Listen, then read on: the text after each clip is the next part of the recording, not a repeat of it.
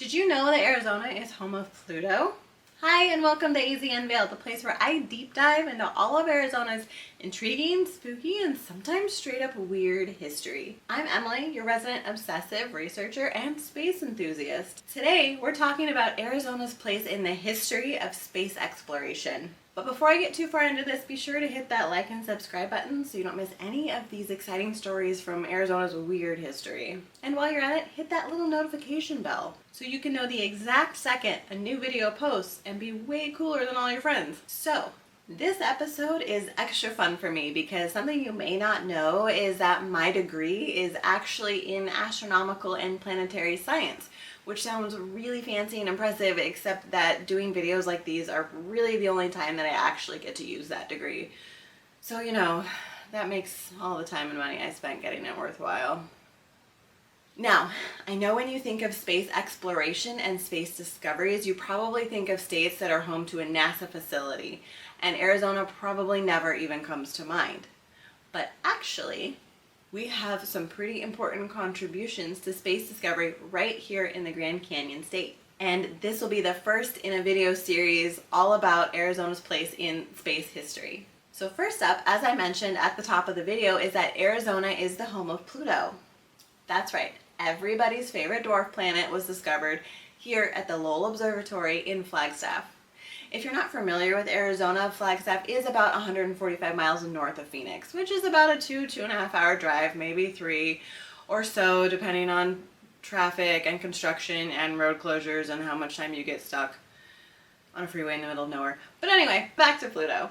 If you're wanting to fight me right now because I called Pluto a dwarf planet, well, first of all, don't blame me.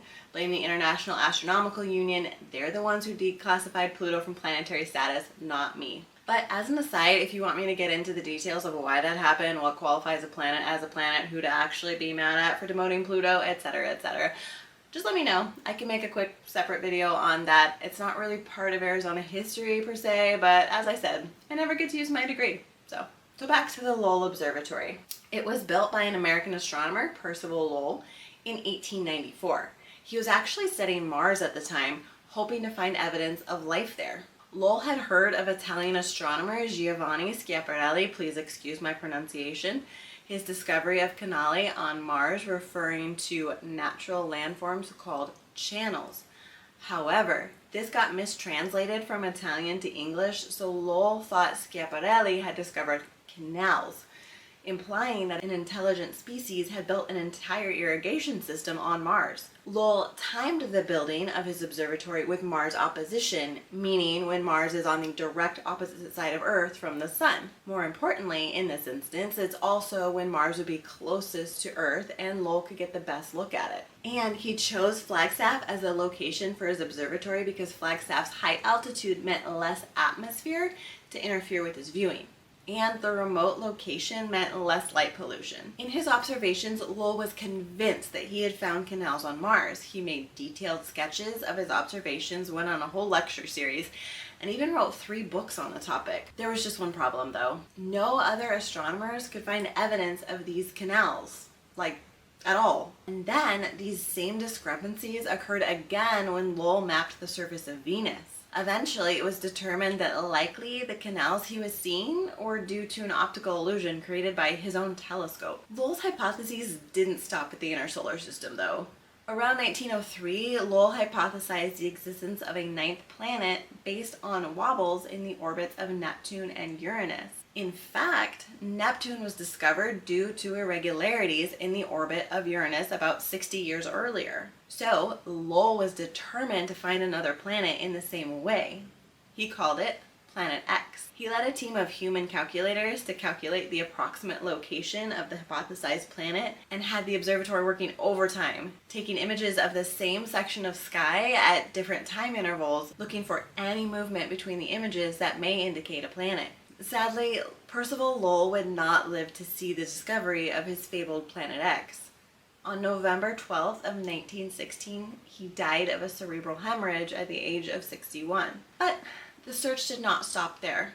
Lowell left $1 million fund to the observatory to continue his work, and eventually, after a heated legal battle between Lowell's widow and the observatory was awarded what was left of the funding, and Lowell's nephew, Roger Lowell Putnam, became the sole trustee. Putnam immediately set off on continuing Lowell's work to find the ninth planet. And Lowell's younger brother, who just so happened to be the president of Harvard University, donated a cool $10,000 to the observatory for the construction of a brand new 13-inch telescope. And then the observatory hired a young astronomer named Clyde Tombaugh to operate it. Tombaugh used Lowell's calculations to select areas of the night sky to observe and got to work. According to the Lowell Observatory website, he made photographic plates of the selected areas of the night sky. These plates recorded an area of the sky about the size of a fist held at arm's length, and with a 1-hour exposure time, captured an average of about 300,000 star images. He would then use an instrument called a blink comparator to examine pairs of images of the same section of sky taken a few days apart. This machine quickly blinks back and forth between different images, making it easier to notice subtle changes between them. For instance, if an object had changed position between the two images, this would indicate a planet moving along its orbit against the background stars. Tombaugh estimates that over his 14-year career at Lowell Observatory, he spent an astounding 7,000 hours staring into the blink comparator. Red, dry, itchy, gritty, irritated, burning eyes. All of that hard work and careful staring eventually paid off, though. On February 18th, 1930, Tombaugh found what he had been looking for: a faint dot blinking in and out of existence between images. He carefully scrutinized his calculations, double-checked the images from a separate telescope, and had a second astronomer review his findings. It was confirmed. He had finally found Lowell's Planet X. The observatory waited until March 13th to make the announcement, though, as this would coincide with Percival Lowell's birthday. It was also the anniversary of Sir William Herschel's first observation of Uranus. That was really immature, but it's true. But what to call this new planet? The Lowell Observatory invited the public to submit name suggestions and received thousands from all over the world. The winning name was submitted by an 11-year-old girl named Venetia Burney. Pluto was found to be a very fitting name, as it held to the traditional nomenclature of naming planets for Roman mythology. And its symbol PL happened to be the initials of one Percival Lowell, a fitting tribute to the man who started it all. And the rest, as they say, is history. Except that's not true. Sorry, that's not how the story ends. So, remember how I said that Percival Lowell hypothesized the existence of Pluto based on irregularities in the orbits of Uranus and Neptune?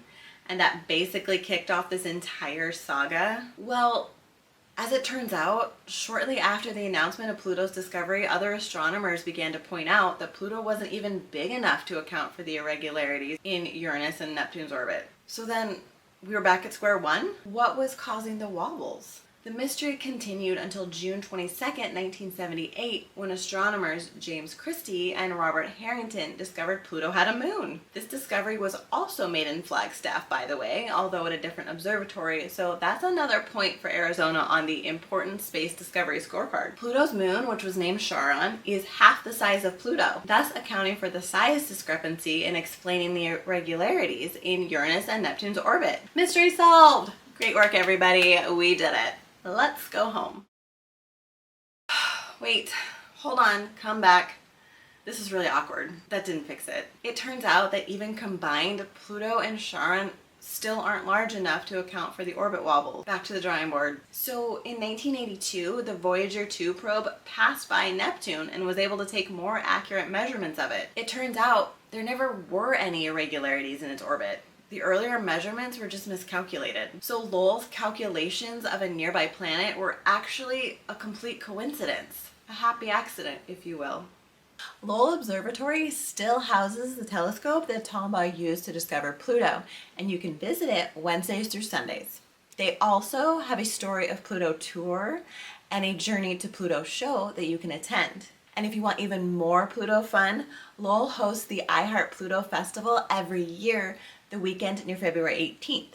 This includes a Pluto pub crawl, science demos, and a night of discovery. You won't want to miss it. Thanks so much for watching. I'm Emily, this is AZ Unveiled. Be sure to like and subscribe for even more weird Arizona history. See you next time.